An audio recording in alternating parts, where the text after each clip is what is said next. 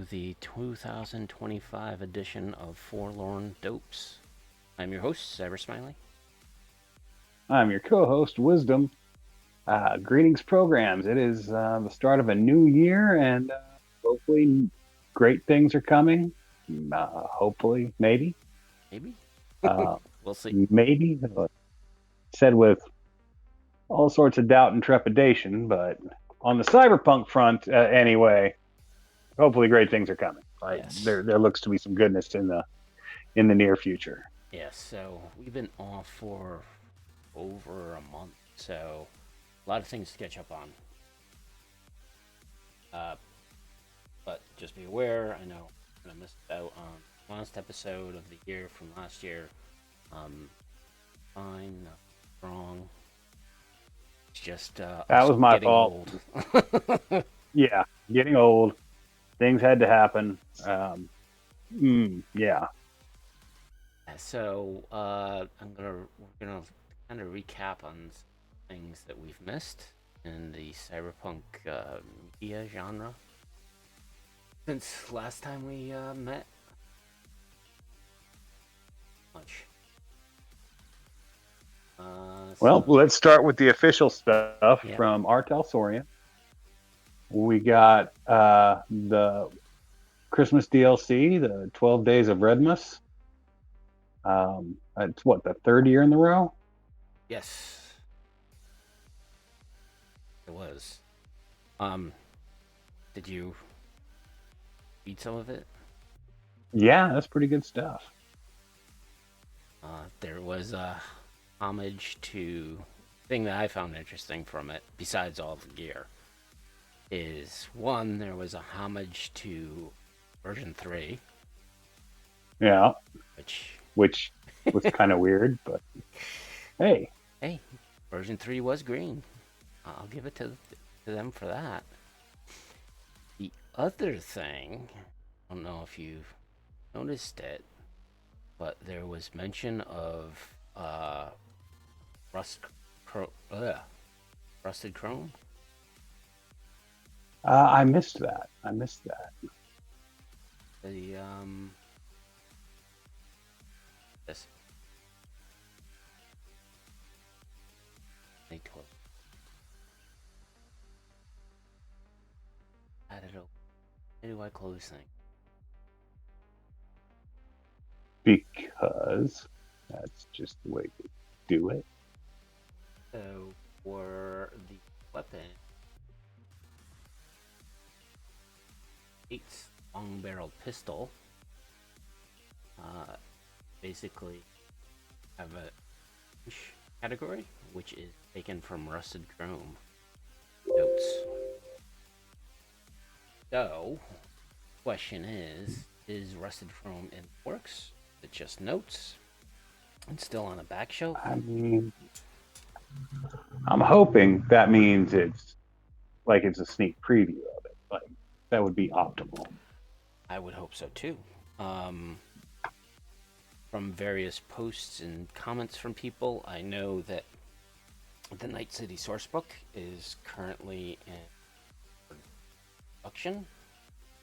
Don't know when they're going to produce it, but from what I understand, there's quite a few freelance authors working on it for the game. So Oh, don't necessarily have I a full mean, list of those. Um, they have been. it's the world book that everybody's really been waiting for because Night City is the place. And I think everybody's waiting for the 2077 world more than Night City.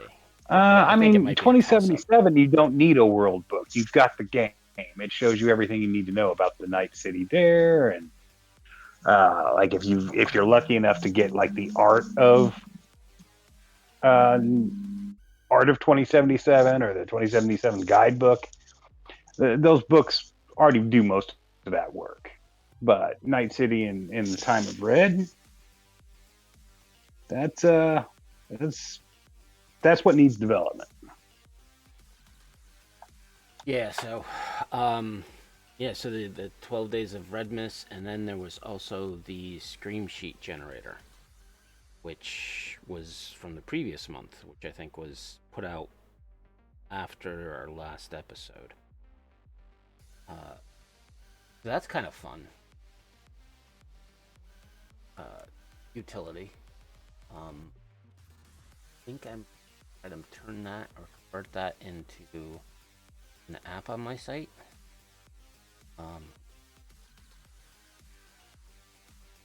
Problem is, been working on a combat zone army builder for myself. I don't know if I can publish it yet. Mainly, I have to talk to my Fight Club to see what I can and cannot do when it comes to rights. With board games, that always gets a little iffy. Well, there's already an army builder out there. They're not in themselves. Okay. But yeah, they're not Artalosaurian themselves. So those, I don't know how much those rights and attitude towards fan content carries over. It's more or less how much of the game mechanics can I put into Builder, right? So, and what imagery or icons can I use, right? From an art point of view. The original or the existing army builder that they have now, I think someone turned it out within a month of the game coming out.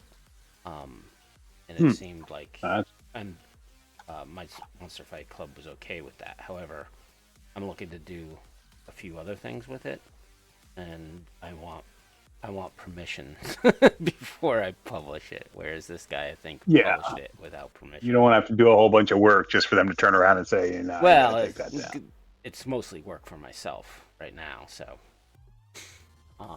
but I mean, work is work. If you're like everything I've ever done for Cyberpunk has been work for myself for the most part. True. But you still like getting it done, putting it out there, and then being told to take it down. That would be a major bummer. Yeah. So this year, I think I'm going to work on doing that Scream Seat generator and getting that implemented. Because it's nice. It has like little plug and play stuff that, name does this or name was involved with this situation. So there's a lot of like variables you can plug and play with. It's just generating the generator, a random generator, and then coming up with all the necessary data. Of course, the problem is, I would be competing with like ChatGPT and other AI programs. Oh, hate AI so much. Just hate it. The point of AI was supposed to. I mean, the point of computers themselves. It was supposed to do the menial bullshit for us and give us time to write and draw and paint and create. Instead, it's doing the other stuff. It's doing all the creative stuff for us while we still have to do the mundane bullshit. Yeah. Yes. There's a lot of, and mostly, I think AI is kind of what automation during the 80s and 90s did to the factory workers. Or I should say. Yeah.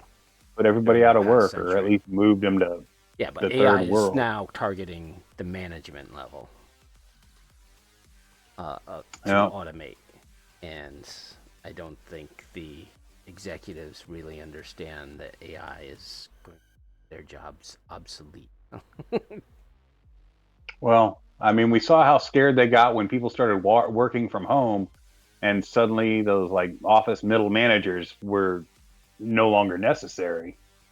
Yeah. And how, like they've immediately put a stop to all that nonsense because.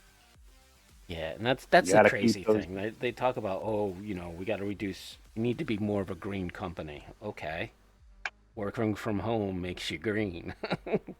No. Yeah. No, not that way. Not that way. Yeah, it's like the burden. We just want to be able to tell people we planted some flowers somewhere or paid other people to plant some flowers. Yeah, and then the whole concept of like, hey, you want to save the world? Here's what you do as an individual. Stop eating meat. Stop doing this. Stop doing that. Okay, what about the companies who are, you know, 98% of the problem with pollution? Yeah, yeah, No, we're not going to yeah. attack No, them or tell them to change their behavior. We're going to go after the no, little no. guys. And we're not even gonna enforce the legislation we've got and the regulations No. and safety committees and all that. We're just gonna stop doing any of that, especially now. And that's why we're European future that Mr. Pondsmith. Yeah, we're barreling towards it at top speed. All right, but enough of that. Yeah. Back to the real world. So yeah, so those are the two things from Altor Sorian that was put out. Again, I don't know what the timeline for their books are. They haven't really done too much announcements yet, but I'm figuring they're going to have two products this year.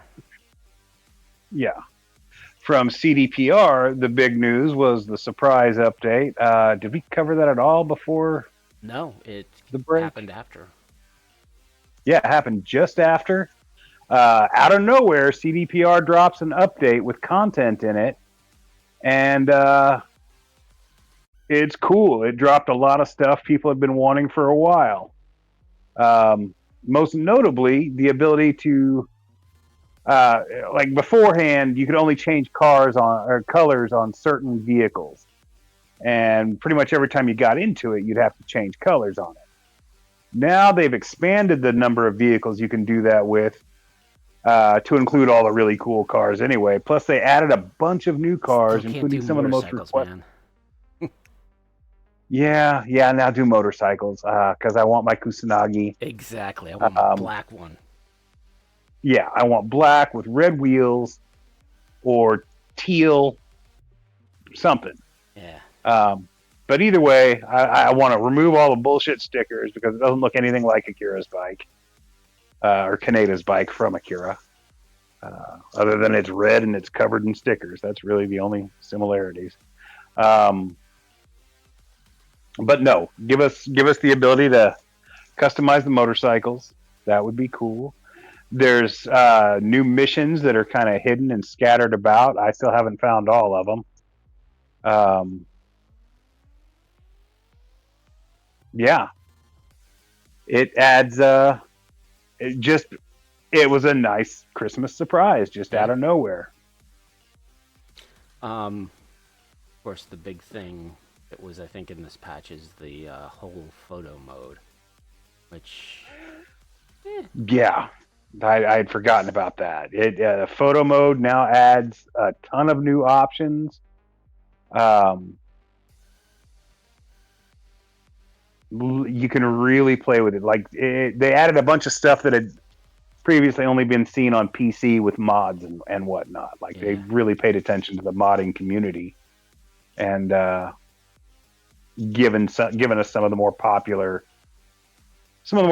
items. Yeah, that's the one thing about 2077. I just am amazed at that. A lot of the community, or at least a lot of the ones that post on social media, are just so fascinated by doing photo mod or, having custom clothing, photo mod, posing, and a lot of the mods are geared towards that, which I found creepy. Which hopefully is sending a really clear message to CDPR that there needs to be a third-person perspective without Orion. True. Because the customization is like that's been the number one focus of the majority of modders out there for Cyberpunk 2077. I also think it's the easiest part of the game to mod, though. Well, yeah, I'm not saying it's not. I'm just saying, as a whole, the character customization is kind of wasted in a game where you can't see your character. Yeah. And it would be really nice if I could see my character doing the cool stuff, looking all badass. Yeah, and the amount of character options that they added were pretty cool. I still wish they would add, because for me, some of the body tattoos, like a full Yakuza tattoo, would have been nice to have. Like, basically, I think their biggest miss is the stuff that you walk around the city and you see NPCs either in a particular style or have a particular weapon or Yeah, tattoos and things like that, specific hairstyle that your yeah. V can't have for whatever reason. Why do NPCs get stuff we don't? Yeah, I mean that I would have I been agree with nice that. that they would have included the NPC stuff. You know, their game, their rules. Well, for Exactly. this, well, it's I think it's not necessarily them doing the modifications anymore. It's that vendor who actually did this. Yeah, Will they and I do mean, another it's not one? like I don't know, but that is kind of like interesting that they went to a vendor to do this particular I patch. mean, they did give us like it's not much, and it's not anywhere near uh, as wide in scope as we would have liked, but they did give some more visual like cybernetic options, which is nice. Yep, A couple more hair options. they did fix Like some of the so, bugs. they did fix some of the bugs. Um, yeah, it's they listen to the modders, they listen to the fans, and that's they don't do it in like when GTA listens to the fans and finally puts something out. They kind of do it in a really cheeky fashion, almost like they're trolling their fans Right. sometimes. Don't get me wrong, GTA is still my favorite game of all time, but uh, although I'm not looking forward to six, I think it's going to be a disappointment. Yeah, so Um, it'll be interesting to see if this partnership continues and if this company, I forget the name of them, continues to put out more patches this year until Project that would Orion be nice. comes out. It would be really nice if we could get on the consoles like limited access to some of the mods out there, like Bethesda does, Right. or at least like Bethesda did for like Skyrim and Fallout 4. Yeah. Yeah. So it'll be interesting to see what happens. I would love to see some more patching done, um, especially with a little maybe some more content besides just doing the makeovers of your car and yourself. But the other thing that kind of irks me is every time they talk to the hell's his name, Ava, main designer, Cyberpunk. Oh, I can never remember the dude's name. Anyways, he keeps on every time he's interviewed. He's like, yeah. There's still a few secrets that no one has ever mentioned yet, and I'm like, oh, Yeah, you couldn't just say something, give us some kind of clue, but no. like, I finally went through and did all the stuff to get the monster truck. That was a chore and a half, but I have yet to be able to get that done. it's groovy. It's fun to play with. Yeah, it's just that like I want to learn it on my own, so I'm not Hmm. looking at all the various hints. So I Oh, kind of good luck with know, that, my yeah. friend.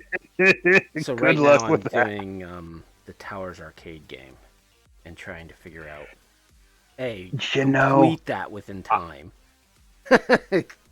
I mean, just completing it, period, uh, is a trial and error in and of itself. It's fun. I wish I had that game in my apartment, even if it wasn't the one that did the unlocking of stuff. But I like that game. It Yeah, reminds me like of old after you Castle finished it, Falcon. you should have been able to like take the arcade game and pop it in Yeah, your cube. I mean, shit. I I still want Brandon in my apartment. Damn. Yeah, swap out. That would have been nice if you could have, like, at the end of Brendan's, be like, "Hey, I'll take it off of you," and the guy's like, Yeah. "Well, no," and then you pay a certain amount of money to bribe the guy, I and mean, then it he appears in lets you in your the back with Brandon all by yourself. Like, why couldn't you just yank him out and run? right. I mean, you get the iguana, you get the cat, you get Skippy if you put him on the wall. He's hilarious. Every time you go into your stash Hell, room. now you get Skippy. Even if you take him back to Regina, you can get Skippy back. He won't have the personality anymore, which Yeah, no, defeats the purpose of having Skippy. But at least the space on your wall won't be blank. no, Skippy's on my wall. Always gonna talk to me. Yeah, mine too. Mine too. But back in patch before they patched that, you could actually duplicate Skippy and give one copy back to Regina and keep another copy. It would constantly. Yeah, I really wish I'd done that with my main character.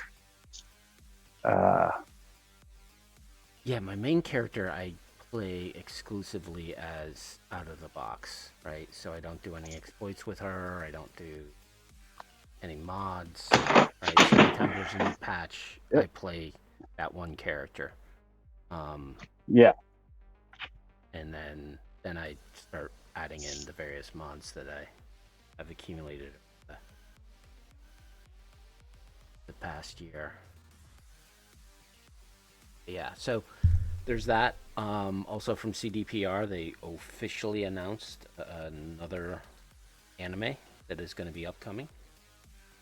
So it looks like it's not going to be connected to the first one at all, so that's good. Yeah.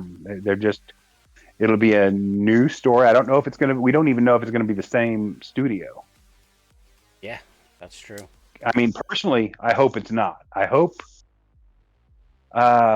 Studio IG or Madhouse. I hope they do it.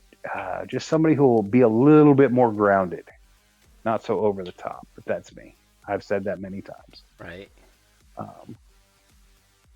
Yeah. So even though they announced it, I don't know how long it's going to take, because if you remember with Edgerunners, they announced it soon after or right before they launched the game. So yeah, Edgerunners didn't come out for what, 3 or 4 years? yeah, and even when they announced it that early, like, people weren't sure if they were serious about it or not. Like, it was just nothing but kind of conjecture in the background that kind of blended into all the other promises that CDPR had been making for 2077. So nobody knew if there was still any seriousness to it until, out of the blue, one day they announced, "Hey, here it comes on Netflix. Be ready for it." So I imagine it's gonna flow like that again, where they gave us the announcement now, and as CDPRs want to do, they probably won't say anything again about it until it's ready. Well, or until it's like nearing readiness. You can kind of gain hints if you listen to the CDPR's quarterly reports. Though they do not say a lot, they kind of do gloss or hint to the shareholders that yes, it's on track, yes, it's being worked on, yes, we're in post-production. You at least get some idea of where yeah, you'll get something. they are. And it's funny because I think I was on Reddit and someone was questioning like one of the upcoming things, and I'm like, oh yeah, they mentioned that on the quarterly part, and someone was like, God man, that seems so boring, why would you watch these things? I'm like, because they're gonna that's where you're gonna find out where they that's are. Where you're gonna hear the real secrets. Yeah, like if you, and I've been following them for the past, since probably 2021, 2022. Watching because the other thing in these reports is that they show you how many developers are on a particular project, right? So for like Project Orion, beginning of last year, I think there was probably 20 or 30 people assigned to Orion. installment, there's up to 80, right? Uh, and I have a feeling this next quarter it's going to probably spike even higher. The new Witcher series, which they put out the trailer for, they're at like 400 people, so they're in like full development mode for the past 2 quarters. But those are kind of things you can kind of look at and see, okay, when they had that spike, how long did it take them to actually publish something? I mean, that's one of the benefits of it being a public company. You get to see those things. However, the other problem with the public company is you all the developers and all the company is beholden to the shareholders. So it's very hard for a company that is publicly traded to do their own thing. I think CDPR is doing their best to combat that compared to other companies who are just looking to make the profit for their shareholders. But you never know, right? Because the problem with shareholders is they're like, okay, you're the CEO who's constantly confronting us. We're going to replace you and find somebody who's going to be a yes man and make us bigger profits for the shareholders, not necessarily for the company, not doing what's good for the company, just doing what's good for the shareholders, which, again, one of those wonderful aspects of cyberpunk and dystopian futures. Yeah, it's refreshing. They're still a corporate entity, but yeah. The one thing I did like, they just posted on their YouTube. They're coming out with the Chimera statue from Phantom Liberty, and it looks like it's the same size for Combat Zone. Yeah, I mean, regardless, that's what I'd be using it for if I got my hands on it. At $155, that's comparable to Warhammer 40K. Big miniatures. It's not ridiculously out of reach. Like, it's out of my reach, but for most people, it's for like miniature war gamers, right? Like that. If you can afford Warhammer, you can afford that. Yeah, exactly. Especially the scale, because the bigger models in Warhammer are just obscene amount of money. I mean, go to some of these conventions and it's like, okay, that's almost 15 grand on the table. Yeah. Which is insane. Yeah. I mean, I know people who play the game. I can't get into it even if I'm using somebody else's stuff. It's just not my thing. Yeah. And more players are a little they're more strict in the rulings. Which there's can lead not to as free flowing. It's a very structured environment that it appeals to a certain mindset that is not mine. Yeah. So speaking of war games, Monster Fight Club, the Edgerunner supplement is supposedly in their hands right now, and shipping of the pre-orders is going to be starting soon. Like mid-January, late January. So those who did a pre-order, you should be getting your box in the next month, hopefully. The other thing with Monster Fight Club, they've included 3 new gangs or 3 new factions. Have 6th Street, which is from Cyberpunk 2077. You have Wild Ones. Wild Boys? Wild Boys, yeah. Wild Boys. Which kind of look like they're the start of the animals. At least the sculpts that they have. Yeah, I thought that looked a little weird. Like, I don't know. Well, like it looks like the two are related somehow, but I'm not sure how they. I'm not sure the evolution of that. But then again, they turned the Voodoo Boys, which was like a drug dealing like college gang, into like crazy net runners. So a white suburban college gang. drug Yeah. dealers into the Haitian, right? So the Haitians who or should I say the migration of the Caribbean islands expanded, which I think is documented a little bit in Red and definitely in 2077. So I think the Wild Ones is just an evolution of from 2020 when they were, basically drug addict and dorfers. Yeah. Taking it to the And next it's nice step. to see evolution. It's nice to see change. And Like like street gangs don't typically tend to stick around that long. So, and when they do, it means that they've evolved a great deal. I mean, I'm seeing them akin to, I don't know if you've ever played Rifts, but juicers. Yeah, Right? I can see that. Like they're the juicers of Cyberpunk. Are starting to come into the juicers of Cyberpunk. Man, Rift's had so many great ideas that were so fumbled by the system. Well, no system is perfect, right? It's everyone will find something to break a system, or something just doesn't work. I mean, look at like Cover and Cyberpunk Red. True. Granted, there's a lot of rules in Cyberpunk 2020 that really could. Yeah, no, I mean there's a reason I took it upon myself to redo them all from the ground up to streamline them and all that with Interlock Unlimited. Yeah. But again, we're moving off the subject. And then the last game is the Piranhas, which are a party gang.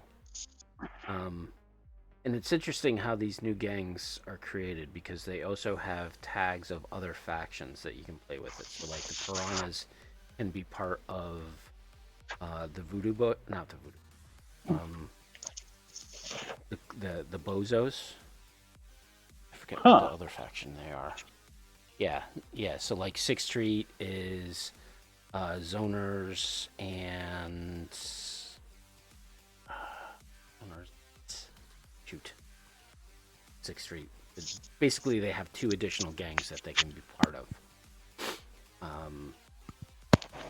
So they can be used as kind of like additions to whatever gang you're playing with. Yeah, alliances and whatnot. So that's the stuff that. Oh, the other thing that Monster Fight Club came out with is they did singles. So now they didn't do all their miniature line in singles, but they did quite a few. I believe also you can now purchase the acrylic standees as opposed to minis, so it makes it a little more affordable for the game and for getting into the game. So that's nice. Yeah, that is, especially if you're doing it from, well, really, regardless of whether you're doing it from the tabletop or the board game aspect, like it's nice for them to throw out a more affordable option to get into it.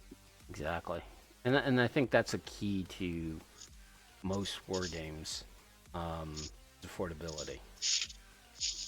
Yeah, because it's just some of the prices for some of these minis, especially like we're saying with Warhammer, just insane. I mean, well, yeah, but I mean, you can only with Warhammer, if you want to play in like sanctioned events, you can only use Games Workshop paints and only buy official minis and. Yeah, and I think that's the other thing with war games is the whole 3D printer revolution. That technology is really disrupting the whole community on why do I need to. Okay, so if you're going to force me to buy a miniature for $300, why not just go out and get a $300 printer, get a $30 or however much rent is in, and just start printing my own that are basically pennies on the dollar. Yeah. Oh. No, it's the 3D printing market, or 3D printing is going to cause a lot of these companies to have to take a long look at their business practices. Yep. On continuing on the Cyberpunk 2077 side, Dark Horse Comics. Two bits of news about that. The fourth issue of help me out here. Rundown. Kickdown. Fourth issue of Kickdown came out, and man, oh man. Yeah. Just like all their previous series, it's gonna kick you in the nuts. Yeah, it hits hard. And of super exciting news, yet another mini series has been announced. This one's called Psycho Squad, and I think it's the one everybody's been waiting for. It's going to be, I imagine it's going to be the action extravaganza that I personally have been hoping for. Like, yeah. Yeah. Or maybe it'll be a police procedural. That'll be cool too. Yeah, and I like that they went with 4 issues for Kickdown. Mm-hmm. Are they going to continue that type of behavior? Are they going to make a full series? I don't know. I would love to see like a series of just, a long-term series, right? Yeah, and a regular ongoing comic, maybe with a rotating cast of characters or a large ensemble cast, kind of like a soap opera, where you're getting bits and pieces of all sorts of different aspects of the life. But yeah, I would very much like to see an ongoing series. But as it is, there's no reason to think that, the 4-issue miniseries format that they've been doing pretty consistent with. 3-issue series, wasn't it? No, it's always been 4. Mm-hmm. I always think it was only 3. I don't know. Drugs. Maybe you're missing issues. Good drugs.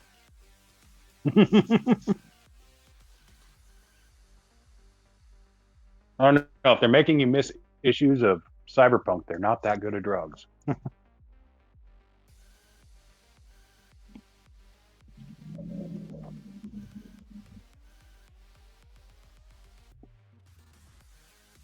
Sorry.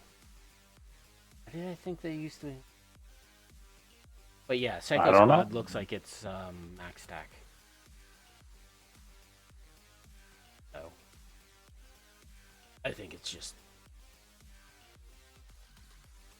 gonna be very brutal. Yeah, I mean, what would really be cool is if you get to see the more corrupt side of, C-SWAT. That would be really badass. And I imagine there's probably going to be some level of that, because everything that they've done so far would lead you to believe that it's going to be like that. It would be nice if they included a homage to what was that? There was a story in the 2020, in Protect and Serve, of this one Max Tack who gets an AV and starts going in and guns a-blazing, and kind of pretty much blows himself up as a psycho. Yeah, kind of like a more fleshy version of episode 3 of 80 Police Files. Yeah, man, it bites his tongue. Yeah, but very much along those lines of the cop going apeshit and going on a rampage. Yeah. And as for Cyberpunk general media, the only thing I've seen that's even remotely Cyberpunk that is coming out this year is Tron. Everything else, I suppose Mickey 17 is a little kind of Cyberpunk, but I think it's more sci-fi than it is Cyberpunk. Isn't the Blade Runner anime supposed to finally come out this year? Is it? I think so. I can't imagine us having to wait another year for it. Blade Runner 2099. Yeah. There's a full cast to it.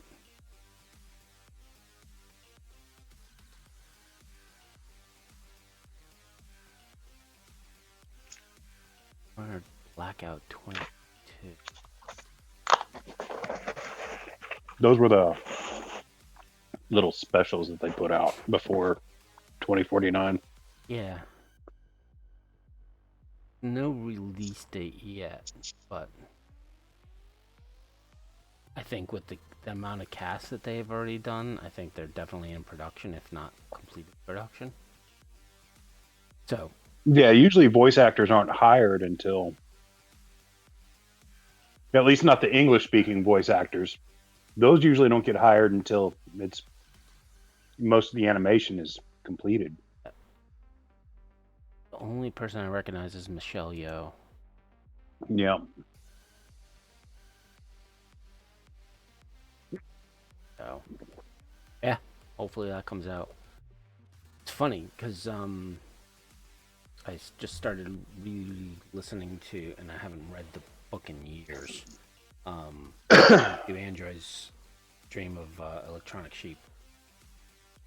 Wow, that book is so different than the movie. Yeah, very much so. In tone, in terms of how the story plays out at the end.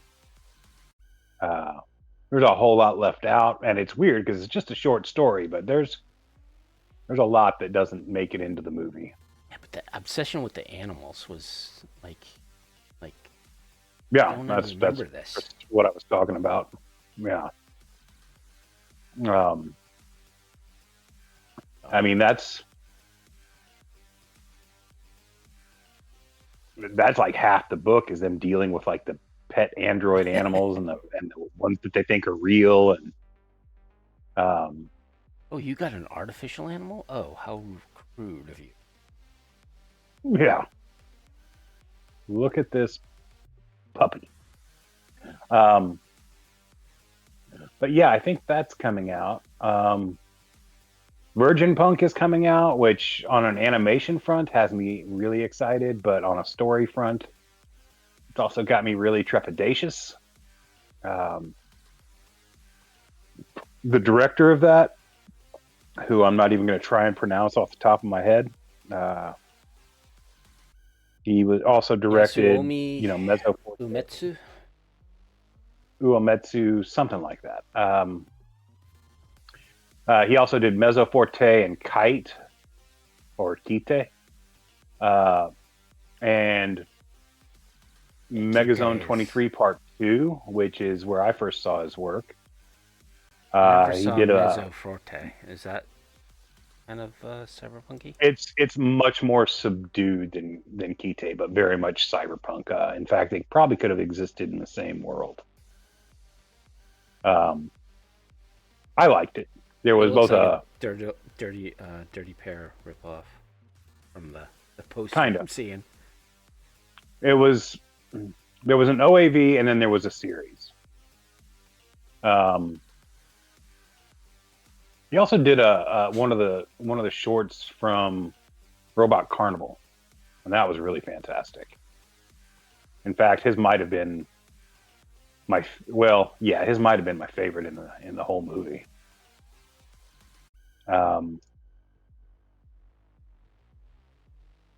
Yeah, but that should be coming out sometime soon. We're still getting like information continues to like very slowly trickle in about the possibility of Neuromancer. Yep, they added an actor for Hideo to the IMDb page. Yeah, and any new information about it means hopefully they're still working on it. Like that's the assumption. The IDM page is being updated. That's a good sign.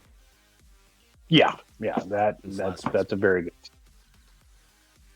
And yeah, I think that about covers. Is that Apple TV or Hulu? It's Apple TV. I think it's either Apple or Paramount. It's not one of the ones I have, which has me very upset. You were on Amazon before. Why are you switching streamers? Yeah, it's like with keep all the Gibson properties on one thing. Or like Daredevil. I'm like, Daredevil. They're relaunching Daredevil. Awesome. It's gonna be on Netflix. Well, nope.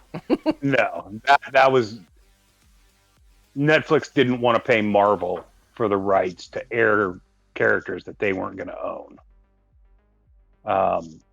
And Netflix pays whatever they want.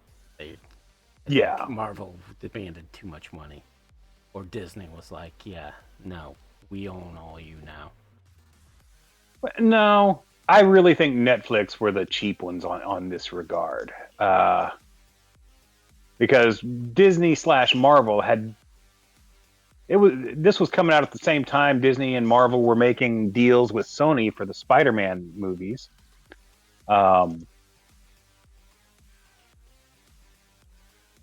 Yeah, I just don't think Netflix wanted to pay the licensing fees. I think that's just what it came down to. I'm very much looking forward to Daredevil coming back, though. He's my favorite Marvel superhero, so because I don't consider Luke Cage a superhero as much as like a hard-boiled detective, even though he's got superpowers and has been part of a super team. Come on, Power Man and Iron Fist, jeez. Dude, I mean that was the comic that Power Man and Iron Fist is what got me through my dad's last days. Like I love Power Man and Iron Fist.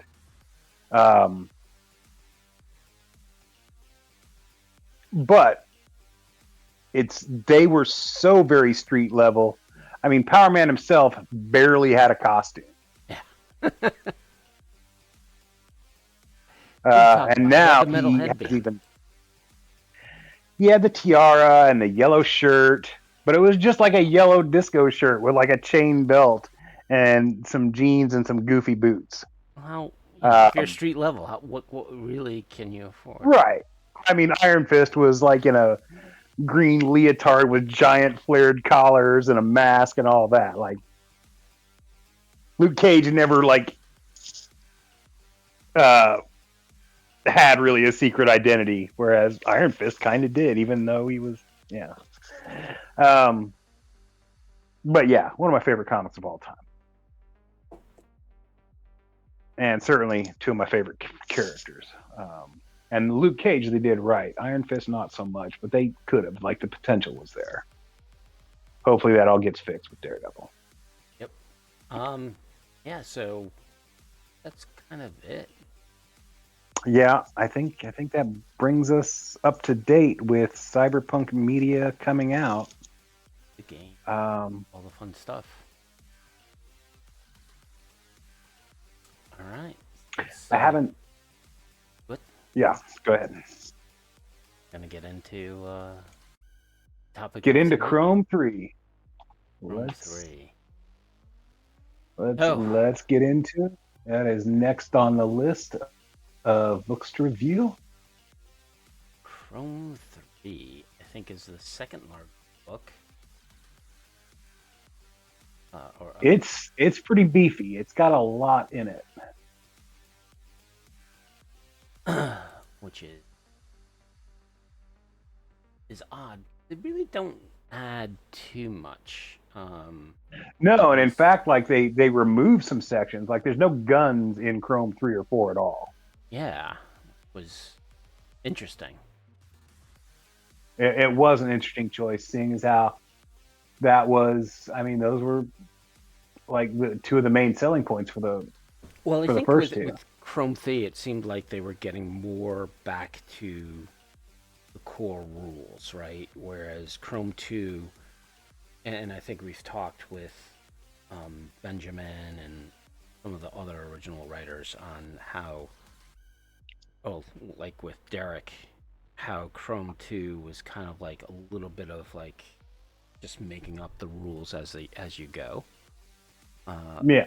Whereas I think Chrome 3 was at a point in the Yeah, by evolution that of time, Max Cyberpunk. Metal was out. The Cyberpunk 2 full conversion rules were out, and they were starting to gel all these formats together, and things were taking a much more uniform approach. Yeah, so I think Mr. Quintanar um, started picking up his game as an editor and making sure that things started being more cohesive versus the early days. And I think that's true for any tabletop role playing game. If you look at the some of the early supplements of various games, that a lot of their stuff is just wacky and not necessarily rule centric, or having some Yeah. type of uh, editing towards to make sure, does this really work in the rules or not? But yes. Um, so the main sections within Chrome 3 are equipment, cyberware, vehicles, computer, cyberdeck software. So there's a lot of Netrunner stuff in here. The introduction of cyberpets, robots and cyber Yeah. forms, and maintenance rules. So that was And like everybody worked on this one. They really brought in just about all the main writers from the previous books. yep. In addition to like a whole bunch of just I don't know where these contributors came from. I've never seen most of them anywhere else. But like the old hats, David Ackerman, Michael Labossiere, Ross Wynn, Craig Sheely, Benjamin Wright, um, they all worked on it. And like I said, a whole lot of other people came in. Um, I will say this about the cover. I think this is my least favorite of the Chrome covers. Really? And I can't put my finger on it. Like, I dig what's going on. I dig the general theme that's happening. But it seems like there's too much going on the page, if that makes sense. And it's too close, and it makes my eyes feel out of focus. Interesting. Because I find it like between Chrome 1 and Chrome 2, and this Chrome, I think it's the artwork. And again, right now I'm looking at the combination of the three, which doesn't do the original cover justice. Maybe I think also maybe it's because she's the only Chrome cover model that doesn't have any cyber on her, any visible cyber on her. Like she's wearing some kind of weird bikini thing. Yeah, she's wearing like I'm assuming she's a Netrunner. Netrunner outfit and like a bed, and she's all wired Yeah, up. like a. She's having headphones on and not necessarily any plugs in her. Yeah, I mean. Yeah, not even a visor. Like like there's just not a whole lot that I can correlate to what would be going on in the world. Like I don't know what she's doing. But she's. And it's go ahead. I see it as an improvement to Chrome 2. And granted, I think the whole series of the covers, and not to sound very much misogynistic, but Yeah, I mean, Chrome 2 has Chrome. But basically, these books were the whole adage of, even today, sex sells, right? Absolutely. I mean, they're very much a product of their time. It's very misogynistic. Uh, But even it's today, I mean, I know right, people through say, today's well, eyes, a woman and who looks sexy is like, hey, I'm not looking sexy for what? you. Well, Yeah, okay, but there is a primal in the urge in '90s, they were going for humanities, that. right? This is a catalog view. We're gonna throw like a Victoria's Secret model on the cover, or at least what a Victoria's Secret model would look like in 2020. And I get that. That's cool. I don't think there's anything wrong with that. It just it made the game seem like it catered to a very specific demographic, which wasn't really the case. Right. The demographic of most role playing games back in the 90s was Yeah, teenage adolescents, boys. So, yeah. It was very much some basement dwelling dudes. And I say that as someone who literally dwelled in my parents' basement when I was a teenager. acne and all. But yeah, So, just yeah, from a personal, I like the cover. I think it's, I mean, it's looking not that I back at it, dislike the cover. Don't yeah. get me wrong. I don't dislike it. It's just of the four, this is the one that like thematically I can't tell what she's actually supposed to be doing. And it Well, just because everything is I don't know, the bed is weird. I think Um, because it was a large section of on computers and net running that they right, might but have she's made the not choice. plugged into anything and it just looks Well, weird what and we need to do is talk to Mark Schumann and Benjamin Wright sure, sure. and find out, hey And she guys, looks so very uncomfortable. she doesn't have an expression that she looks uncomfortable. I don't know. Like the bed sets off my claustrophobia. That's all I'll say. The way she's sunken into it, I would go ape shit. And maybe she was, one of the Vampire the Masquerades. I think that was kind of 1994. Yeah, that was kind of a little bit towards the height of it, coffins and Yeah, all that. that's very very possible. Anyways, um, Anyway, so equipment, right? Um, gonna go through this kind of already at our halfway point, but so we said rule of cool, things we constantly use, and things, and our least favorite, yeah, our least favorite. personal So, favorite, most used, and least favorite. right. So most used is gonna have to be the smart air shades. Um, that is kind of a main staple for my characters. Oh, absolutely. Um, Um, in a wide variety of styles, but the idea of taking some visor sunglasses and throwing in all the groovy options, yeah, that was very much the precursor for like Google Glass and all that nonsense. Uh, but yeah, this even in my game, this is the most used. I'll have to pick something else, but I agree. as for the rule of cool,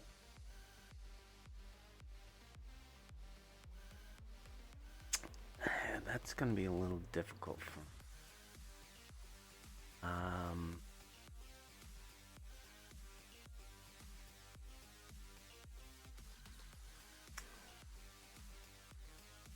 I would have to say like, not cool. I mean, the drug section was interesting. I would say the nanite agents, just because Hmm. of what you were capable of doing with them. Yeah, And then the least favorite stuff is all the techie wear, like the overalls, gloves, and helmet, and really. yeah. I kind of like that stuff. Well, that's you, man. All right, since you chose the smart shades, I'm gonna go with probably the most used. Hmm. Probably the surveillance kit. I I think at least half the characters in every game I ran for ever uh, picked up a surveillance kit just for the tracers and the homing equipment and the like disposable bugs.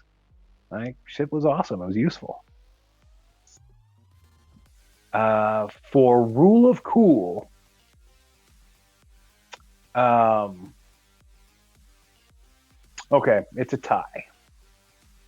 Uh, the Raven Micro Cybernetics Inc. Spider Micro Waldo bracer. It just is freaking cool. It's like a gauntlet you wear on your wrist with a bunch of little robot arms that come off and help you do like either repair work or surgery or whatever kind of tech skill you're doing.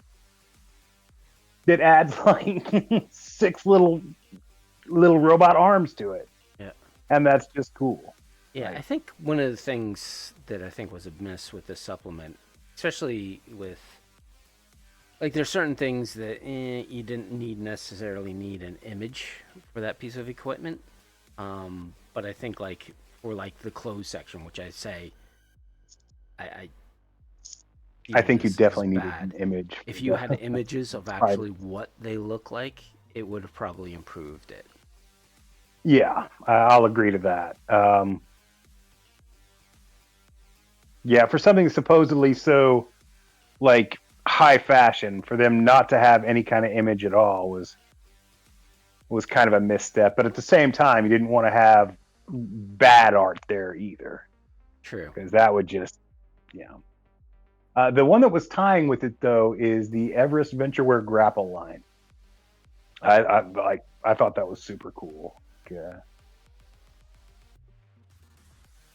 Spider-Manning across the area. You combine that with the climbing spikes, and yeah, you're Spider-Man. And I found it interesting, especially in 1994, that they continued to have fax, or pushing fax machines. Yeah, yeah. Which, Least used, the fax machine. Like, what the fuck? Like, you've got a portable fax machine. It's the size of a suitcase, and you can take it anywhere. yep. Why you would want to, I have no idea. Also, with I mean, I guess for corporate, being able to pull out a contract at any time could be useful. yeah, but that's what you're doing with a mini copier or mini printer, right? Sure, but you know, it was 94. Yeah, I mean, emails were starting to become a thing. Yeah, And, you know, it was more or less people who were Like- into computers at that time that actually were in it, and that was yeah, home computers. not a high percentage of people. Yeah. So yeah, the fax machine it was the least used thing. Even then, it was the least used thing we had because we want to carry that heavy piece of shit around. Yep. And also in this book, you have the Midnight Arm Smart Glove, which kind of makes it a reappearance with the latest 12 Days of Cybermass. Or Yeah, it does. There's definitely an homage to it. And you know, cyber gloves are pretty cool. They're a good concept. In this book, their primary function is just to act like a smart link without the plugs, but it's still a cool. It was still a cool idea for the time. Yep. Another miss, I think, in this section, especially around the various drugs, was implementing the rules of like manufacturing with like the combat drugs and the trauma drugs. Just Oh yeah, so no. your PC could understand, okay, this is how long it's going to take me to actually create it, and We what's have the difficulty. we have spoken at length about the poor way in which 2020 handled drugs, and I'll say it again. If you want to include drugs in your game, use Ocelots. Ocelot's Mockery's drug system and all that. Ocelot and Mockery created like the best drug system. In fact, when I did Interlock Unlimited for their drugs, Seth Skorkowski and we got a hold of Gary Astleford, that's Ocelot, and asked him permission if we could just transfer that over to Interlock Unlimited rules, which is what we ended up doing because there's just nothing better out there. Yeah, you're right. The drugs in this book are in 2020 as a whole just were really poorly handled. And I get that Mike is very, very anti-drug, but I mean, drugs exist. They're not the drugs could never exist in the way Mike Pondsmith portrayed them, where like one hit of anything gets you super hooked, and turns you into a junkie. Like, Well, I think it was a propaganda at the time. You know, I mean, I yeah, remember no, the it definitely '80s. was. It was definitely some just say no and this is your brain on drugs bullshit.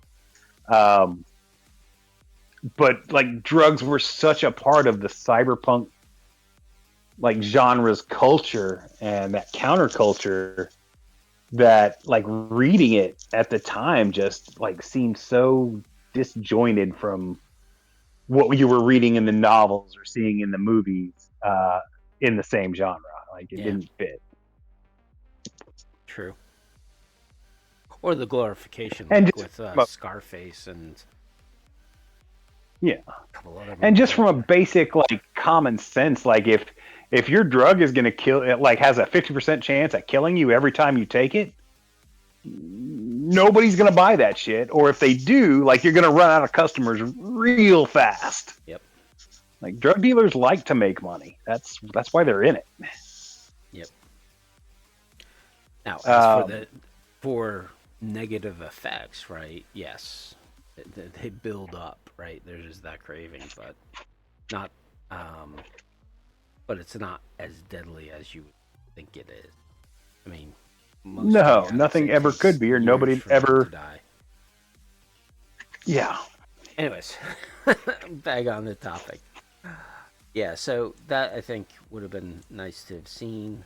Um, so yeah, next section, cyberware.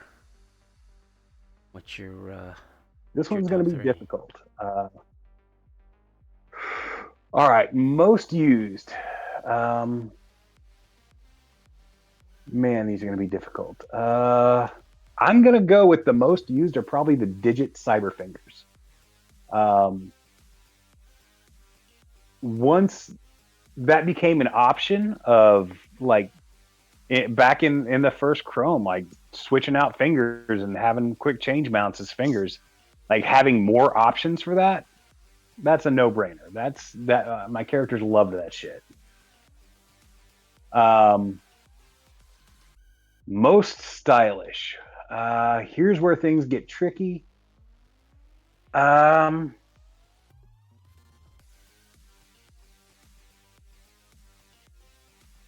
I really like the flesh weave just because it's so very stylish. It's hideous and terrifying, but it's so very, very stylish. It is the epitome of style over substance. It doesn't provide any bonuses to anything. Um, Although I think maybe it might provide an intimidation bonus, something like that. It's been a while since I read the whole thing. No, I'm not even seeing that.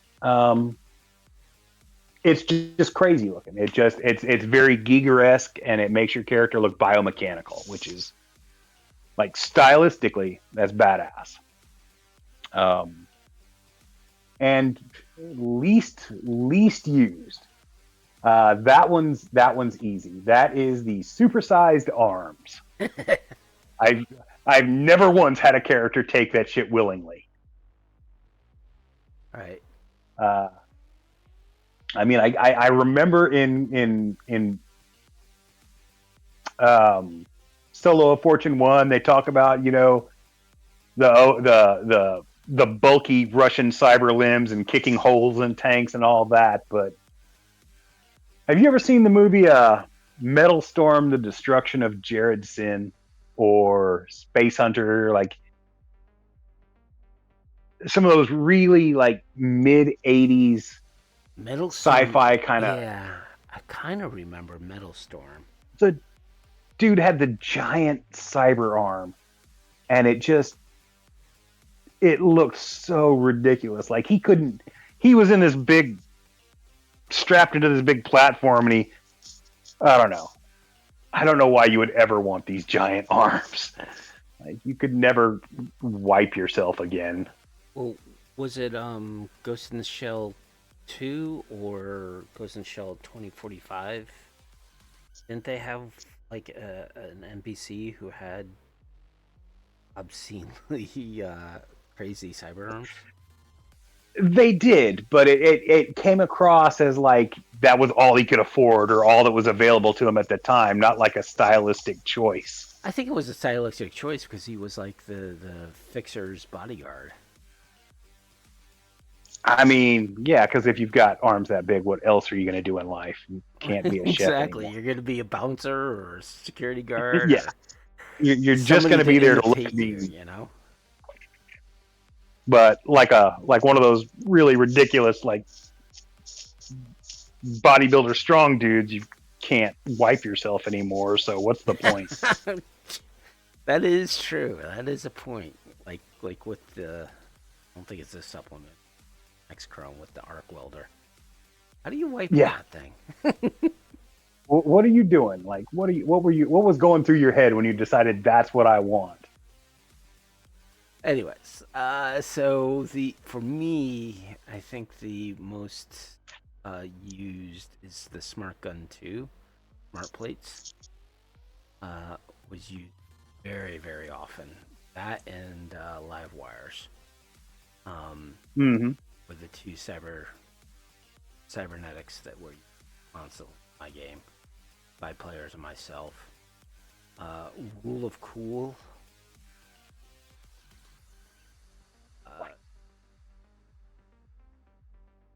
List. I would say Bone Spike. Bone Spike was cool. Just because you can get through the previous Chrome with their X-ray compartment, walking into a facility and still have a weapon. Definitely something is well worth it. Yeah, and then least used, gotta be those bug eyes, even though they're in 2077. The bug eyes were definitely not something that anyone, and nor would my NPCs have them. I don't know what the point of them was. I mean, they hold. They look crazy. Cybernetic. They hold more options. Yeah. But -1 or -2 to your attractiveness, I'd rather go with the Opti Shield than those. But yeah. All right. Well, next we're sliding on into vehicles. The other mention here is the retrograde cyberware, which I think this is the first time introduced. Okay. I actually used that quite a bit.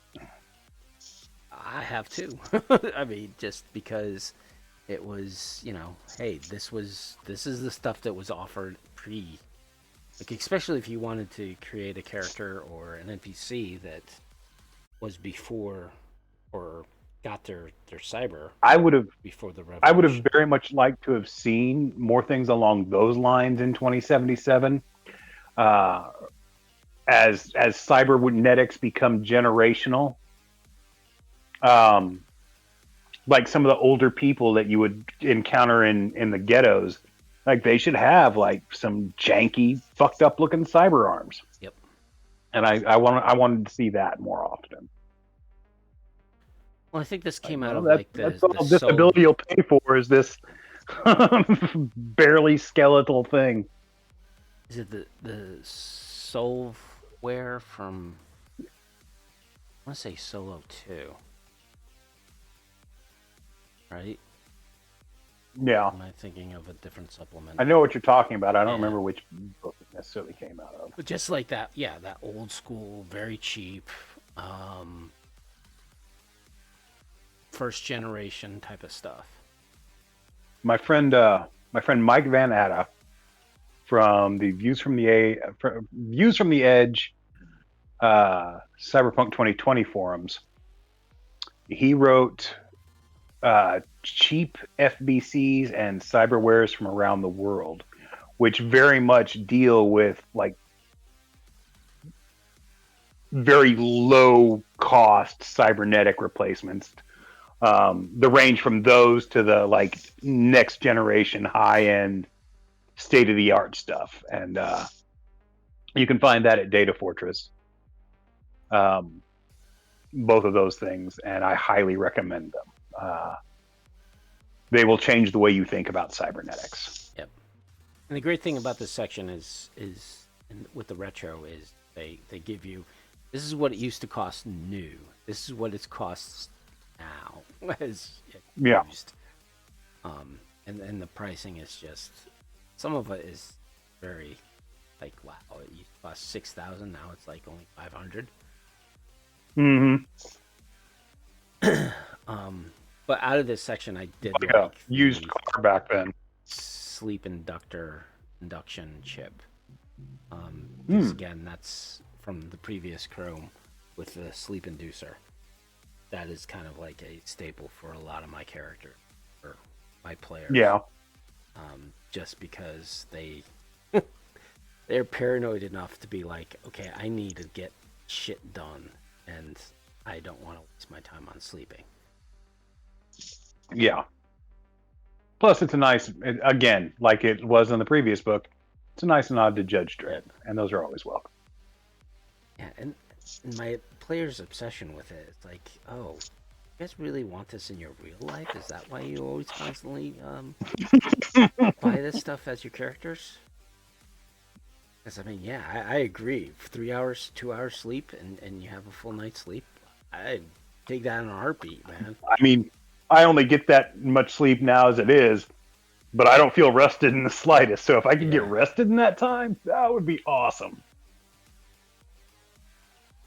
So, moving on to vehicles. Yeah. So the images here did not improve from Chrome 2. No, in fact, they got worse. Like, I very few of these images are anything that I like. There's a couple that I do really dig, and there's a couple that are just, I think, awful. But most of them are very middle of the road and kind of uninspired. Well, you know, it's all Paolo Parente. I don't think he did all these. Like, I can definitely tell the ones that he did do.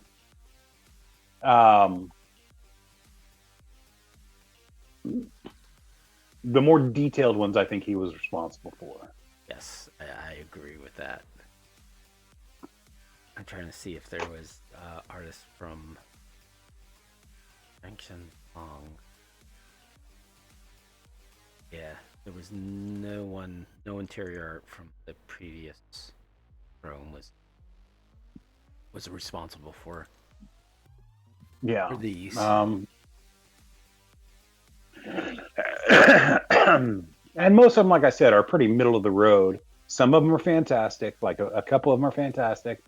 And a couple of them just, you look at it and you're just, ugh, it looks so cheap compared to everything in the book. I wouldn't call any of them fantastic, but they had, the concept was there. I'll give you that. But all right. So if it was done by a better artist, I apologize to any. Or if they have, And for some of them, I don't think it was the artists. I think it was the image reproduction, like the printing. Yeah, I think they're Um, all so dark. You know. they're dark. They're not. It's not very high quality reproduction, like the. Um, I don't. Just that grayscaled printing from the '90s. Uh, if it's line art, it looks great. But if they try and add shading to it, it just always comes across as weird. Mm-hmm. And So, do you want to go first, or do you want me to? I believe it is your turn to go first. I'm gonna have to say I don't think any of my players bought any cards from vehicles from this supplement. Really? It's really, I think the only closest thing that people would actually buy is armadillo. That made it into the Armadillo. Netrunner card game. Yep. Um, just because of the typhoon had.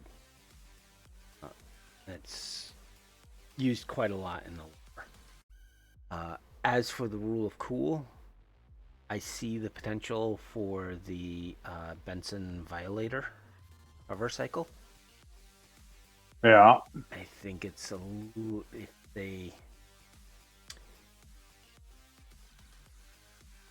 if they toned it down and made it a lot more sleeker, right? Because I think it's just very big.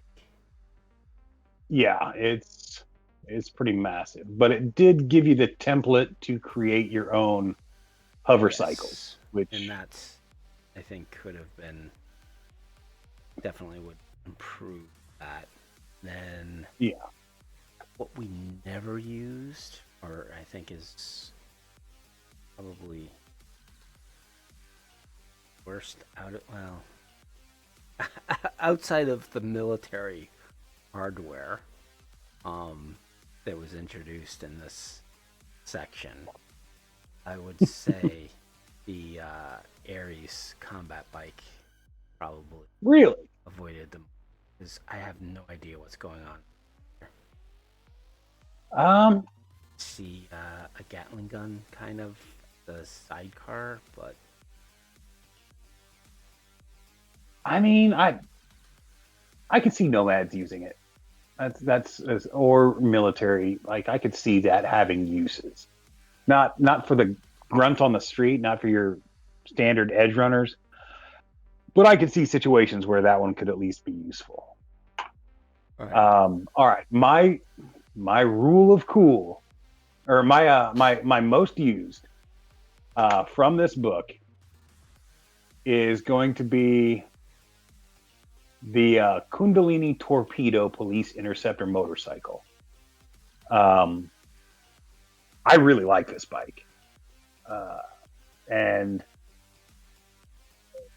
my highway patrol use this bike. My 2020 chips, dun, dun, dun, dun, dun. Yeah, they use this bike. I really dug it. I like the idea of the outer shell. I think that's what they were trying to go for with the Shiva from Chrome 1. I just think this is a better representation of that same concept. My rule of cool. I was gonna say the hover bike just because of the potential, not necessarily the way it was presented. But barring that, I guess the BMW Burrow wagon, just because. I was about to say the same thing. Like that's kind of a toss Yeah, up between the two. Yeah, that's like a corporate dream machine cruiser right there. That's what your corporates want to be driving down the street in. It's your limousine on crack, basically. And the least useful, never ever under any circumstances, has any character ever bought it. The Scion Technologies Dune Master. Like, you look at it, and I don't even know how that thing's supposed to operate. Like, the minute you go forward, you're just gonna wheelie until you've flipped backwards. Like, no, under no circumstances. Especially the exhaust system on the back of that thing. Like, I could see some fucked up like nomad in like Louisiana or somebody building this thing in their backyard out of tractor parts. But beyond that, no. Nobody's going to drive down the road in this. It's not going to be useful in any application except as maybe a tractor. If you hook a trailer to it to keep its nose down.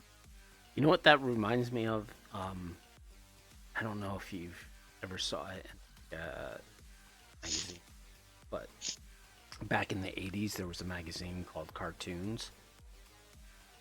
Yes. So it reminds me of something you'd see in there. So those who are of the younger generation, so Cartoons was like some rat fink art type yeah, stuff. So how us old people used to communicate ideas and images and shit like that was through magazines. You would go to your local bookstore. They were like an iPad, except with a whole bunch of pages instead of a screen, and you had to flip them by manually. Right. So this magazine, basically, it was a magazine. So with magazines, you had various. Oftentimes, you would have specific topics associated with a magazine, right? So there would be a lot of car magazines, like how to build out hot rods and shit like that. Cartoons was specifically geared. I don't know necessarily it was geared towards kids, because I remember there was some nudity. No, it was geared towards like car customizers. Yeah. It was hot rodder. It was a hot rodder magazine which showed customized cars and motorcycles and all sorts of stuff. But then it'd have like these large sections of just I thought like it was crazy all illustration. I didn't think it had maybe it was. I only real. ever saw like one of them, and that was back in the 80s. I was not a car kid. Yeah. But I remember seeing a lot of the rat fink artwork. Yeah. That style that was popular with those things. Yeah. They carried over into Hot Wheels. Yeah, I remember this magazine as just being illustration and cartoons, but it was called Car-Tunes, right? So they would draw these crazy looking hot rods and things like that, and like your point with the various hot rod artists who would drive like, you know, these exhaust pipes that are like humongous coming out of the car with flames and other crazy imagery. But yeah, like if you ever look at the custom cars of like the 60s and early 70s, like the Monkey Mobile or from the show The Monkeys, or the Addams Family, like their hot rods, like just insane builds of cars. It was that kind of thing. And this is the 2020 version of that. Like it serves no purpose whatsoever other than to be insane. Yeah. So that's what that car reminds me of. So the next section is for netrunners, which of course, do we have any do referees allow netrunners to be played in Cyberpunk 2020? And that is a bigger debate. That is a game by game discussion, GM by GM. I think I'm in the minority of like, yeah, sure, I'll let the netrunner play as long as he knows the rules, and if he doesn't know the rules, well then guess what? He's gonna get lost very quickly. I was on the other side, because even if the netrunner took the time to learn the rules, they were played so infrequently that by the time the netrunner learned the rules and a new netrunner wanted to play, I'd have forgotten them completely. So for a long time, I relegated it to NPC status, and then we used the card game. Yeah. And then we used finally the guys on Views from the Edge came up with the run.net, and that was brilliant. And then I just kind of made a super simple net running thing for Interlock Unlimited because it had to bridge the gap between like computers from the 50s and computers from the 2050s. Yep. And I think we've already talked about Netrunners in a previous episode, and how to kind of streamline it a little bit.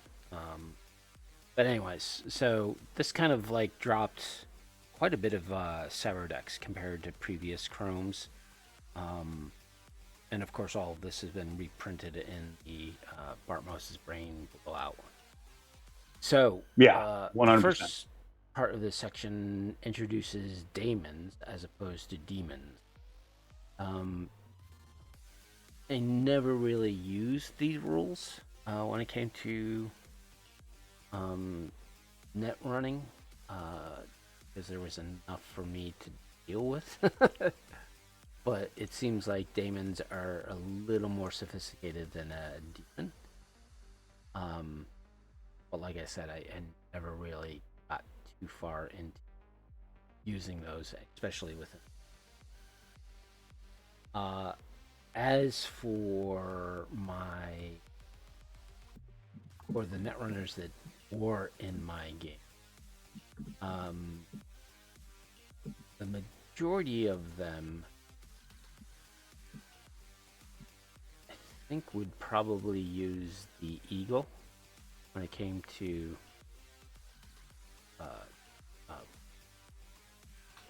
Cyberdex, because of just the amount of MU you had, as well as the speed.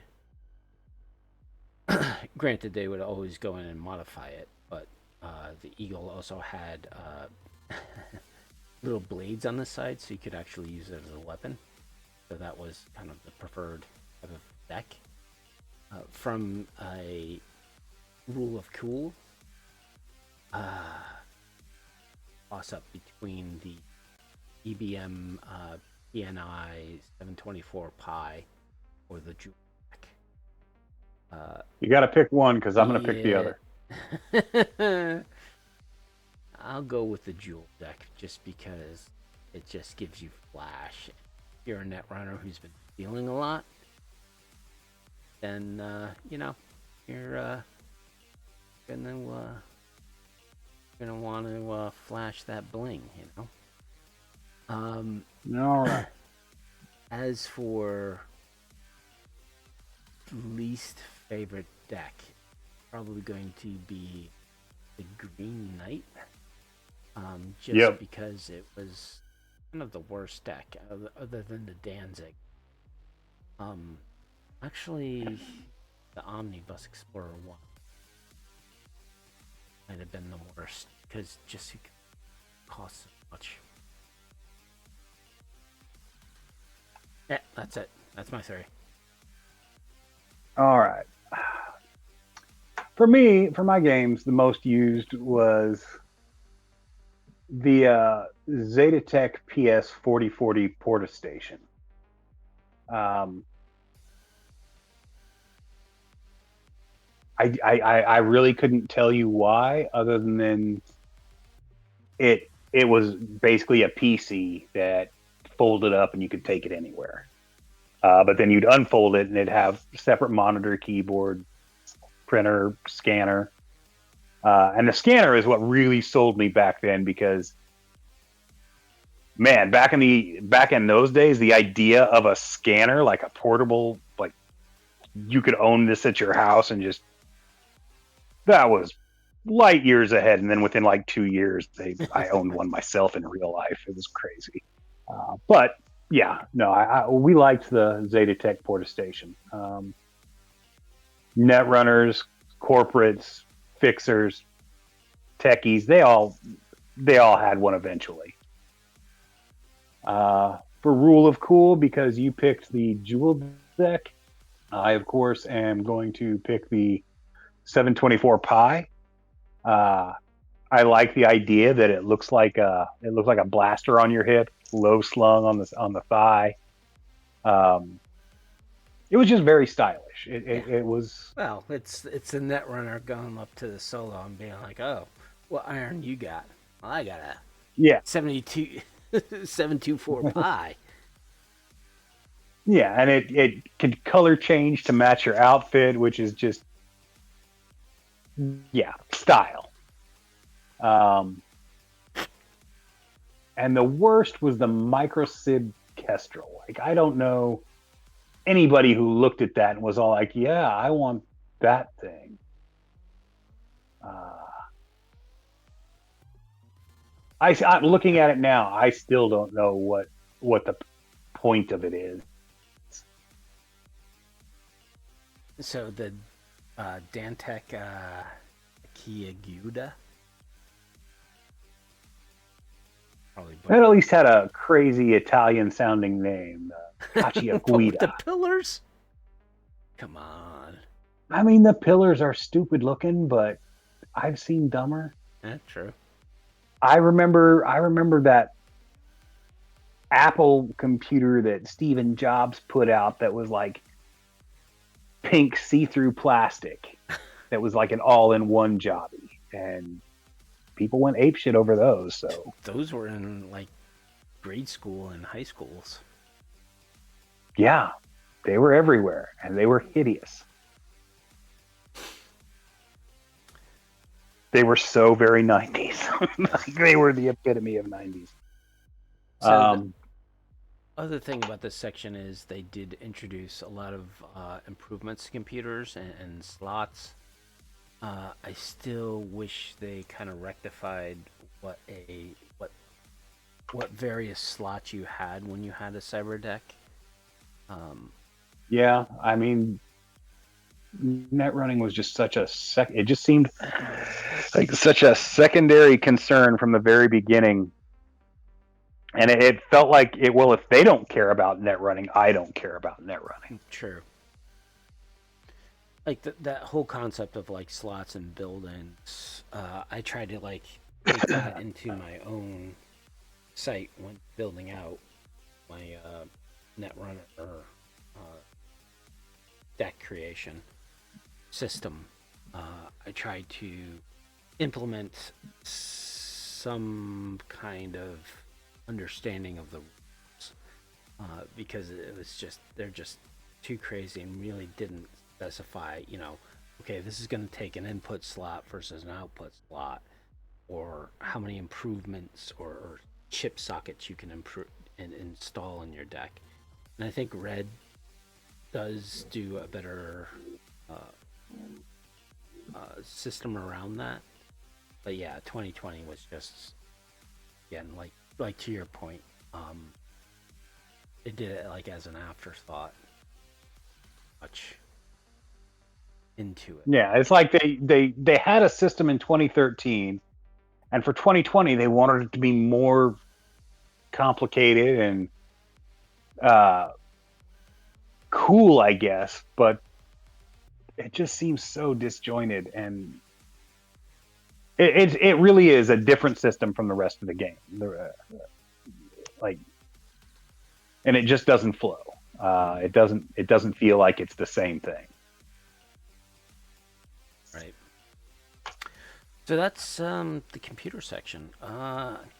Necessarily going to Moving go on into to the Cyberpunk. programs.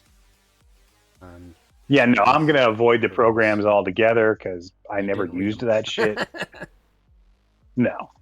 Yeah. So Back in the day, I read them all, and I kind of cared, but there was no way to really implement them in my game, so it was just fluff, right. like useless fluff.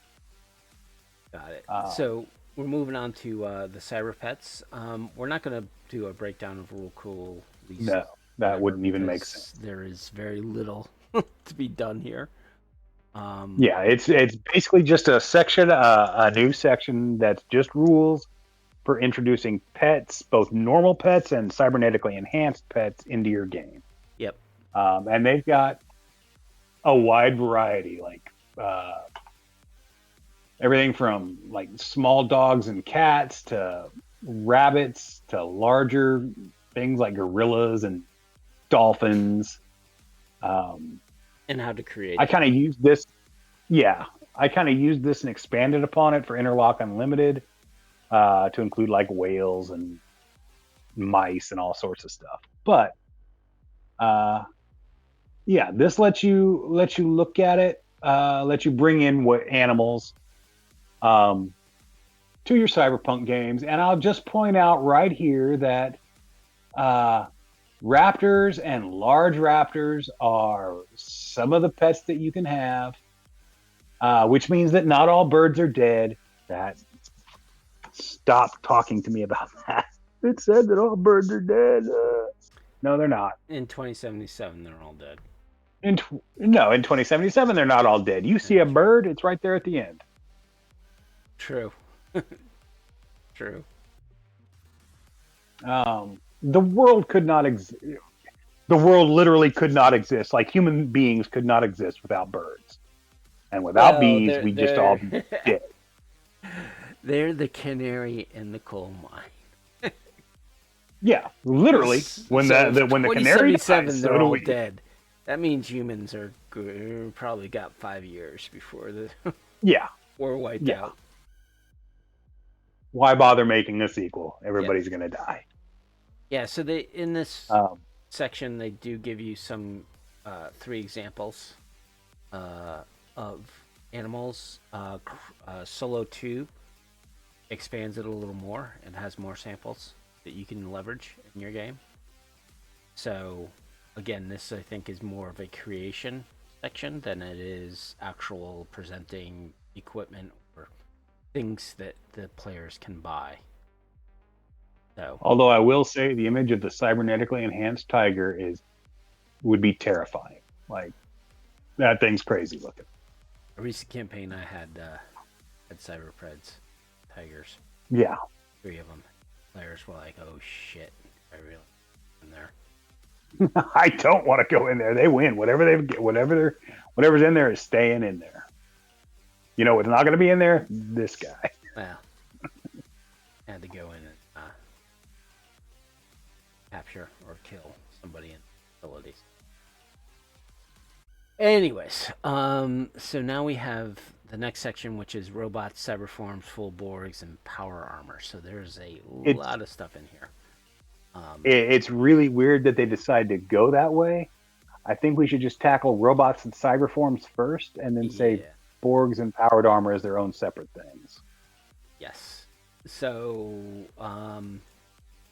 for the cyberforms, I think there's only 3 or 4 that they present in this section, and it's interesting that they didn't present necessarily rules on how to create them. So, I think if they had, you could have at least gleaned Cyberpunk Red some type of rules or structure to rules on how to create drones, right? Because that's what cyberforms really are just small. Yeah, they're autonomous little robots that do their jobs. So I think this whole section is very much based in I want to say 83 or 84. Tom Selleck did a movie called Runaway. The villain was Gene Simmons from Kiss. But the whole thing is he's a cop who like investigates robotic crimes, like people who use like either when robots just like malfunction and go ape shit, or when somebody hacks them and sends them off to do illegal stuff. And some of these robots, especially the mini cyberform model A2 Tarantula, like that thing comes straight from that movie. yeah, Including the big needle that is pointing out of it. Like it's 100% an homage to that. well, it's pulling in from Chrome 2, like we said that. I think Chrome 2 was still a little bit out there when it came to rules. You had the Ardak Spy Assassin remote, right? Which was the ant look. It's kind of a spider look. Yeah, now it becomes like a centipede caterpillar looking thing. So, yeah, these things very anime inspired. things are useful. I think real world technology is even more scarier, especially Yeah, for the tarantula, because they have flying ones with that can shoot bullets with yeah. AI I mean, uh, that are even more scarier in the real world. So I think my favorite of the ones in this book though is the A3 beetle, just because it like folds itself into like a ball, yeah, and so you can just huck it into places. And I just like that tactile sensation of it. right. Um, but moving on from there, we move into the full conversion section. Which only has 4. Uh, Yeah, and they're there. There are 4 of them. and again, they have very Um, special roles. Um, I think the only one that has made an appearance in my game is the spider. actually, I guess there's like 6 of them, but yeah, the spider and the wiseman were pretty prevalent in my game, as was the oh, what's it called? The Kildare. no, the the Sheol, the Okay. hazardous operations one. Um, like there was a lot of environmental damage and like toxic waste going on in one of my campaigns, and these things made appearances quite often. But players either wanted the spider or the wiseman. They either wanted the netrunner or the super crazy silent assassin robot. Yep. And I like how, especially with the full Borgs, is they implemented specific roles. Whether or not those roles would have the funding to create a full Borg to do the work, um, I is one mean, thing. But net running is going to create that funding. Hazardous sure, net materials are running, going to create that funding. but Um, the Military is going to have that funding. firefighters, right, or the Samson. I, I can see those. I can definitely see the Samson more than any other Borg on the list. I can see the Samson just for construction work. Like that would be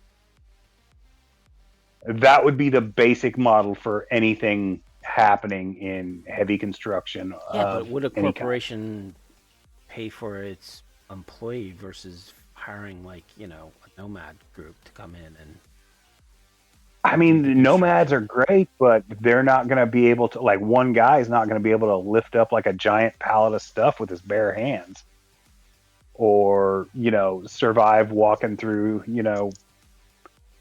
some pretty treacherous situations. Like, But from a it's not corporation, why should I care if you succeed or not?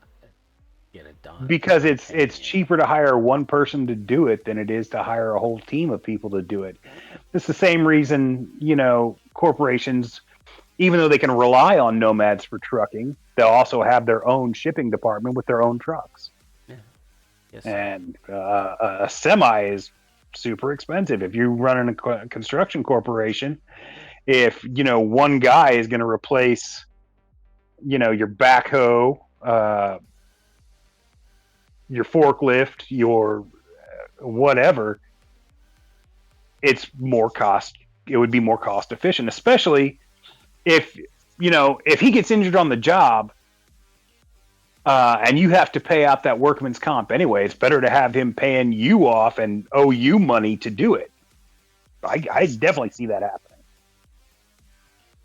All right, Which is the trap for all full conversions, really. Like, you get injured on the job, corporation owns you.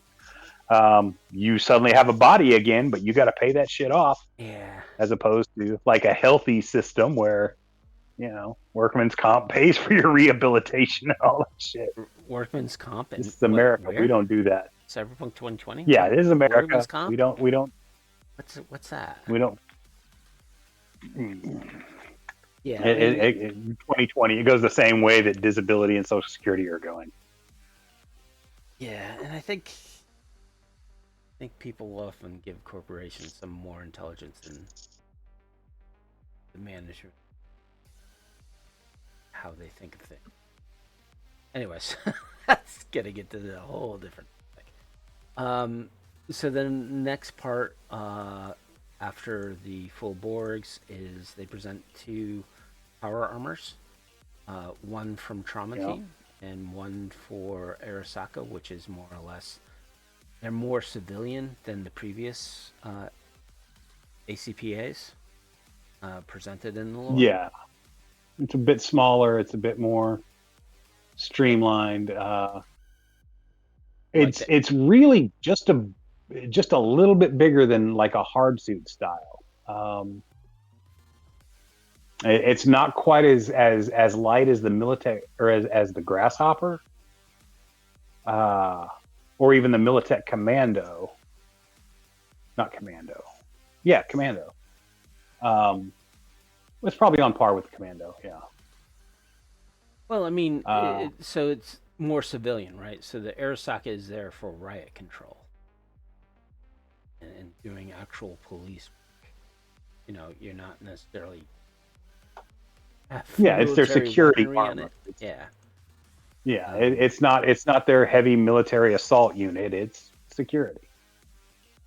And then the Trauma Team is there for, like, you know, doing special operations. Trauma Team powered armor makes a lot of sense to me. In fact, I would imagine that this is very similar to what, again, like a construction suit or construction company's powered suit would look like, just not as armored. Because, yeah, like if building's collapsing, you need something that's going to survive going into that environment. Although the big glass window on the front kind of throws that out the window. Yep. Yeah, so this section also give additional components for it kind of does. No. So the next section is WAD, which are basically full robots for ACPAs, right? So build an ACPA as a robot, which is nice, right? I think that was the one thing that really kind of was glossed over within 2020 is the whole aspect of robots and automation. And I'm not saying like full human intelligent robots, but just the assistants, right, that help. Although I tell you what, I look at the Newport Mark II and its legs drive me crazy. How would that ever work? It's like something out of the 50s. Again, it's the art. Yeah. I think the person who did this art was the same person as ours.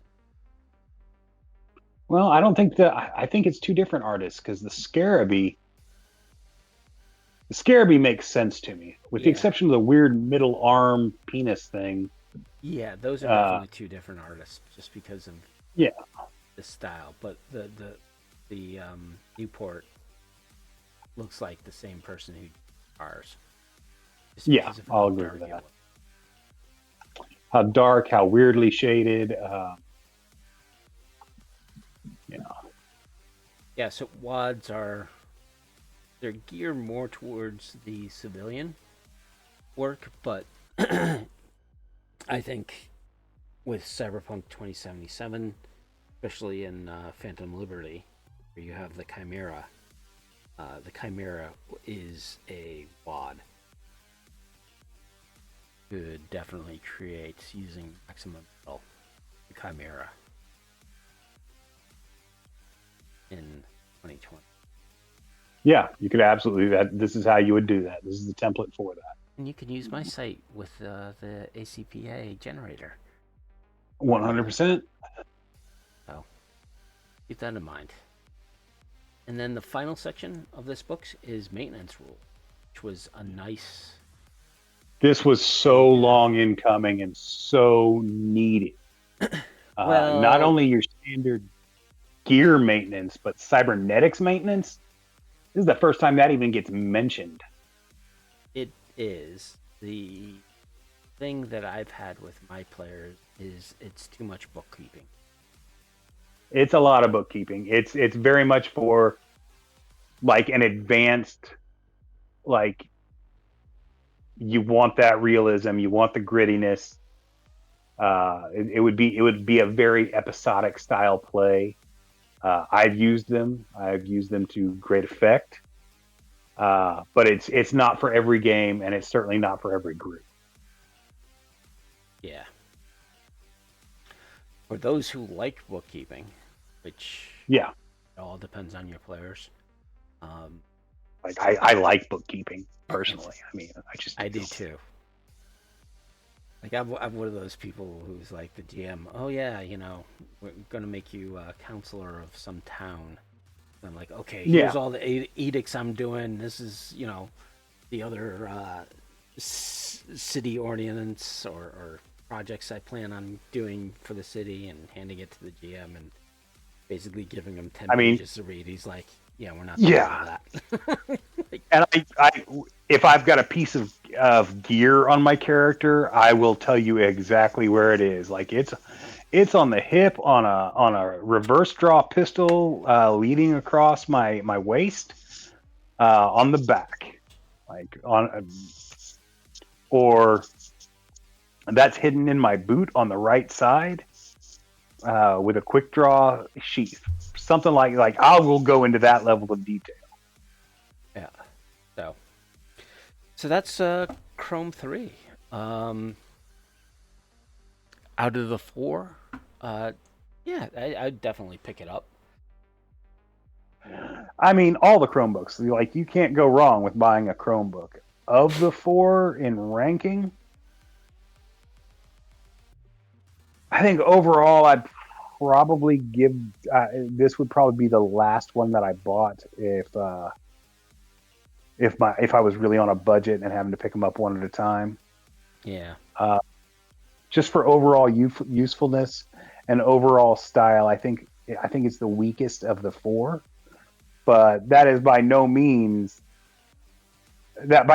means it's weak itself. It just, of the four, it's my least favorite. Just like, you know, Yeah, Teenage Mutant Ninja Turtles, I don't like Donatello, I would say or I like I him the would least, I should say. I would agree. I think to me it's the best cover art. Um, I know we disagree on that, but I think it's Yeah. the most well done.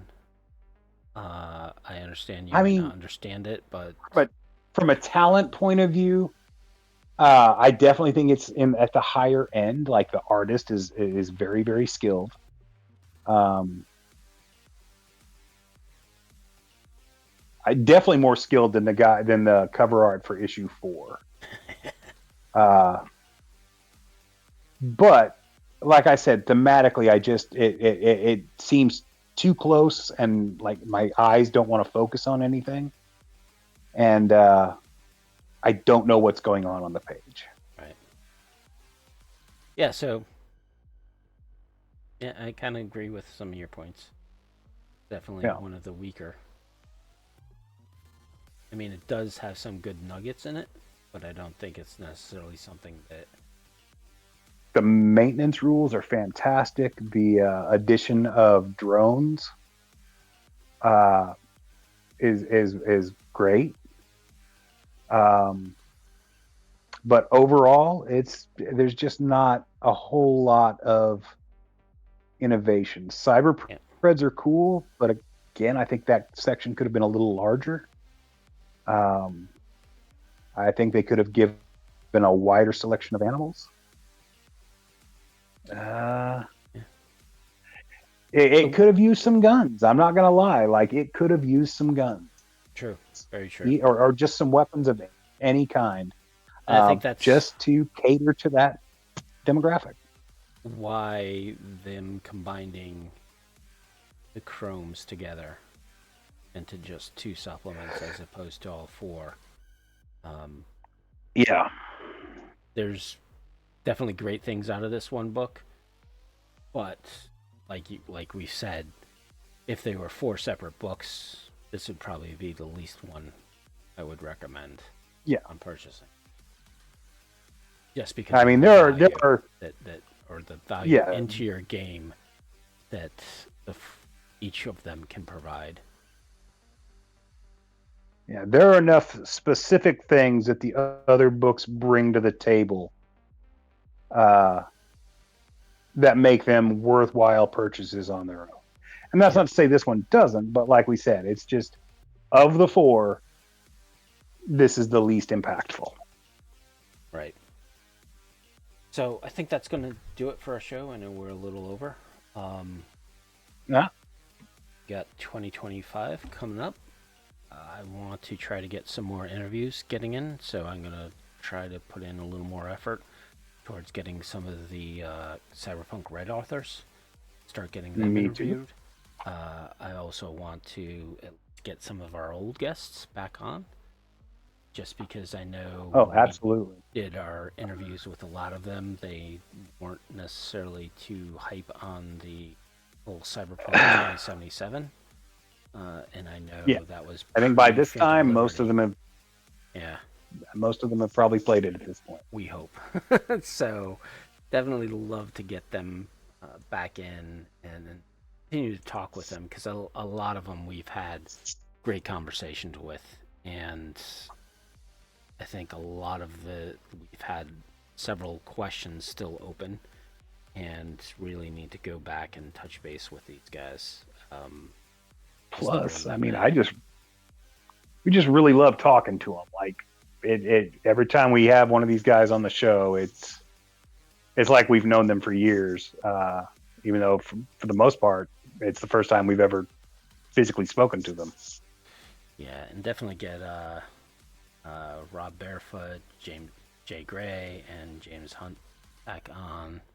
Just Yeah, to the give us new Artel crew.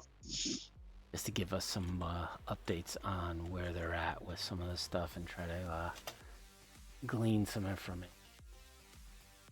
And of course, hunt the big whales of the Pondsmith for Lisa to talk about the original days of the creation of Cyberpunk.